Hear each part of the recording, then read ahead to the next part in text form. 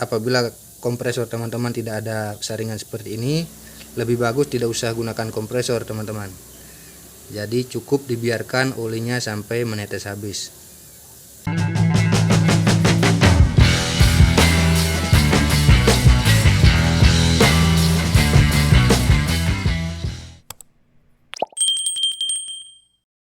Halo teman-teman, jumpa lagi bersama saya di channel Bukan Tutor, channel berbagi pengalaman dan isi waktu luang. Kali ini saya ingin membagikan pengalaman saya bagaimana cara saya mengganti oli mesin motor yang baik dan benar menurut saya teman-teman. Jika salah mohon maaf. Ini hanya untuk para pemula yang sering ganti oli motornya di rumah. Oke, langsung saja teman-teman. Yang pertama kita akan buka baut tap-tapan oli di bagian bawah. Kemudian kita juga buka filter oli yang ada di bagian samping sini untuk motor yang ada filter olinya teman-teman. Karena ini penting. Biasanya di filter oli ini sering ada gram-gram serbuk-serbuk besi yang tersisa. Kita akan longgarkan baut tap-tapannya, kemudian baut filter olinya, kemudian tutupan pengisian oli di sebelah kanan motor. Di sini saya menggunakan kunci shock. Kebetulan ada kunci shock, jadi kita akan buka menggunakan kunci shock. Setelah kuncinya masuk sempurna, kita kendorkan.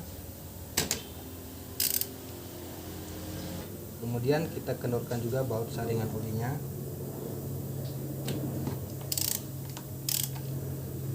Setelah dua-duanya kendor, kita ke sebelah, kita buka dulu tutupan pengisian olinya. Ini kita buka teman-teman, agar udara nanti bisa keluar, jadi olinya bisa cepat turun ya teman-teman. Kita buka di sini. Oke. Kemudian siapkan wadah oli kotornya. Kita kendorkan menggunakan tangan baut tap-tapannya. Baik teman-teman, olinya sudah keluar. Teman-teman bisa perhatikan olinya sudah keluar. Ini sudah encer ya teman-teman. Memang sudah saatnya diganti. Jika teman-teman tidak memiliki kompresor di rumah, cukup tunggu oli ini sampai benar-benar habis ya teman-teman. Oh ya teman-teman, sesuai dengan pengalaman saya, sebelum kita melakukan pergantian oli, kita biarkan mesin motornya ini dingin dulu teman-teman. Misalkan kita dari mana, terus motornya masih panas, kita tunggu agak dingin dulu. Itu tujuannya kenapa? Agar drat tap-tapan ini tidak mudah slack ya teman-teman. Karena kalau posisi panas biasanya gampang slack teman-teman. Itu yang dulu pernah saya alami. Jadi biarkan dulu motor dingin, barulah kita buka bautnya. Ini saringan olinya karena ada fair, jadi dia agak keras ya, agak nekan dia. Kenapa saringan ini kita wajib buka dan bersihkan? Karena kalau sudah banyak kotoran di sini, itu akan berpengaruh ke sirkulasi oli. Untuk yang sudah suhu, mohon maaf, ini hanya pemula. Nah, teman-teman bisa lihat di bagian saringan ini sangat kotor teman-teman. Teman-teman lihat, kotor ya. Apabila ini tidak dibersihkan terlalu lama, misalkan tidak pernah dibersihkan, ini akan berpengaruh ke sirkulasi oli, jadi kurang lancar. Jadi ini wajib dibersihkan setiap kali melakukan pergantian oli.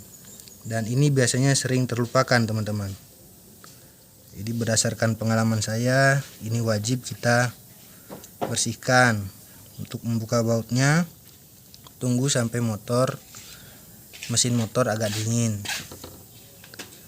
Untuk teman-teman yang mungkin sudah tahu, bisa berbagi pengalaman teman-teman, apakah pengalaman saya ini masuk akal, benar adanya atau gimana. Teman-teman bisa berikan tanggapan di kolom komentar. Oke teman-teman, kita tunggu sampai olinya menetes habis. Tapi apabila teman-teman memiliki kompresor, teman-teman bisa juga menggunakan kompresor untuk menyemprot bagian lubang pengisiannya itu agar olinya bisa turun. Hanya di sini saya sarankan, pengalaman saya kalau menggunakan kompresor itu kompresornya harus ada saringan air dan kotorannya teman-teman. Kebetulan di sini saya punya kompresornya. Nah, ini dia teman-teman.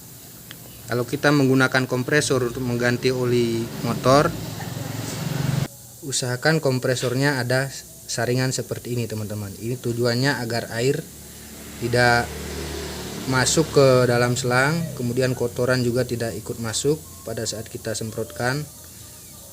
Karena apabila tidak ada ini, maka udara yang mengandung air dan kotoran yang ada di dalam tabung kompresor ini bisa masuk ke dalam mesin motor dan itu sangat berbahaya. Apabila kompresor teman-teman tidak ada saringan seperti ini, lebih bagus tidak usah gunakan kompresor teman-teman. Jadi cukup dibiarkan olinya sampai menetes habis. Karena kompresor saya ada saringan udaranya dan saringan airnya, jadi kita bisa semprot menggunakan kompresor.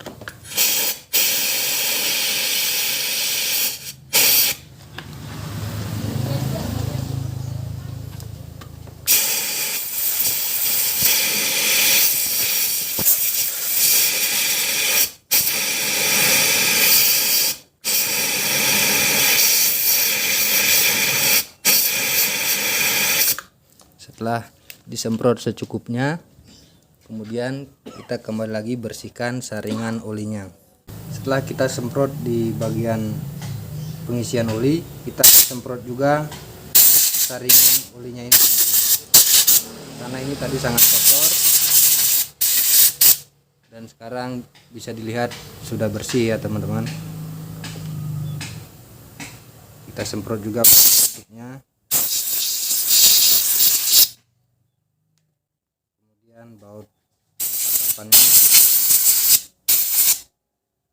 usahakan baut ini juga bersih teman-teman, karena kalau ada kotoran bekas jatuh di tanah atau kotoran yang menempel di sini itu bisa berakibat fatal ya.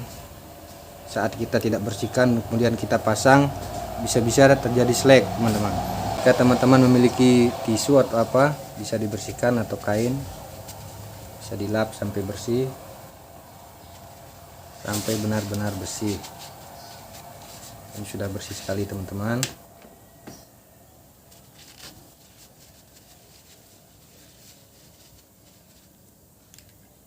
Setelah semuanya bersih, apabila teman-teman tidak memiliki kompresor, sekali lagi bisa dengan cara menunggu sampai olinya benar-benar habis, dengan cara memiringkan motor seperti ini.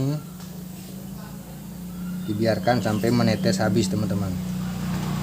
Itu akan lebih aman daripada teman-teman menggunakan kompresor tapi tanpa saringan udara. Baik teman-teman, setelah semuanya bersih kita akan langsung saja pasang. Awal-awal kita harus mengencangkan dengan tangan teman-teman ya. Tujuannya agar posisi dratnya pas, kemudian kita kencangkan pakai tangan dulu.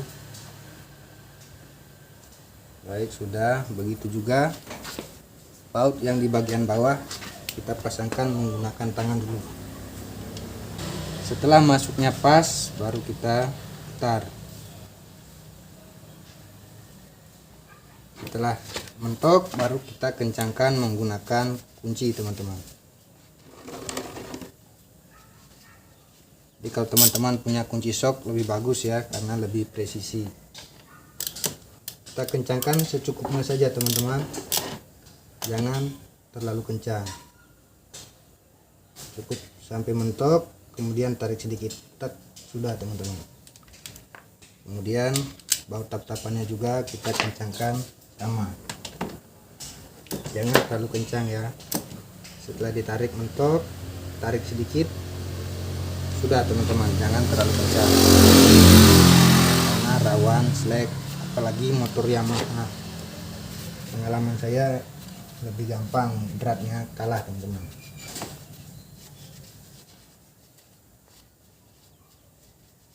Setelah itu dibersihkan kembali. Setelah semuanya bersih, siapkan corong. Kalau ada corong yang produksi pabrik lebih bagus, kalau tidak ada bisa pakai bekas botol oli Gardan, oli gearbox belakang ya. Langsung saja kita pasang olinya. Oh ya teman-teman, di sini saya menggunakan oli SPX2 karena menurut saya oli ini lebih gimana ya, lebih adem, jadi motor terasa lebih nyaman kalau dipakai. Oke teman-teman, langsung saja kita pasangkan olinya. Usahakan corongnya ini bersih teman-teman ya, jangan biarkan ada debu atau apa kotoran di dalam. Usahakan bersih sekali. Ini tadi sudah disemprot dan sudah bersih ya teman-teman. Sekarang kita tinggal isikan olinya.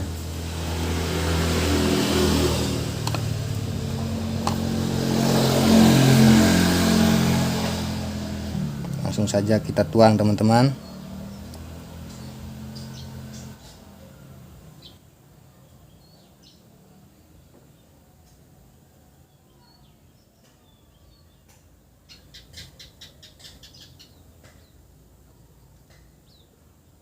Isi secara perlahan-lahan, jangan sampai dia tumpah ya, meluap.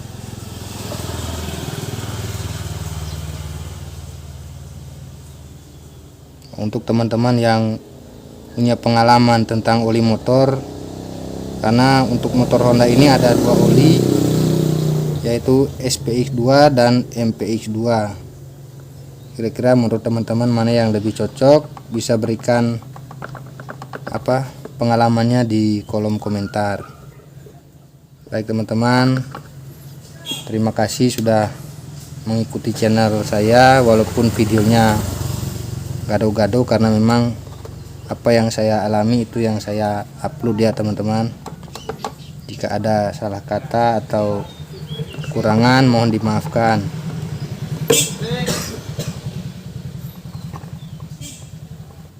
Baik teman-teman, ini olinya semua sudah terisi.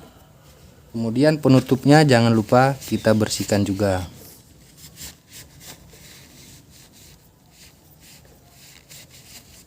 Setelah bersih, kita pasangkan. Tidak usah terlalu kencang ya teman-teman. Ini menggunakan tangan pun sudah cukup. Apabila kurang yakin, bisa ditambah sedikit menggunakan tang. Tak, sudah teman-teman. Oke, pergantian oli kali ini sudah selesai. Tinggal oli gardannya nanti di pergantian berikut baru saya ganti. 2 kali ganti oli mesin, 1 kali ganti oli gardan. Biar lebih hemat teman-teman. Baik teman-teman, terima kasih sudah menonton sampai di sini. Jangan lupa dukung channel saya ini walaupun videonya gado-gado. Saya mohon maaf. Jangan lupa tetap didukung dengan cara like dan subscribe. Sampai jumpa di video selanjutnya. Semoga pengalaman saya ini bisa bermanfaat.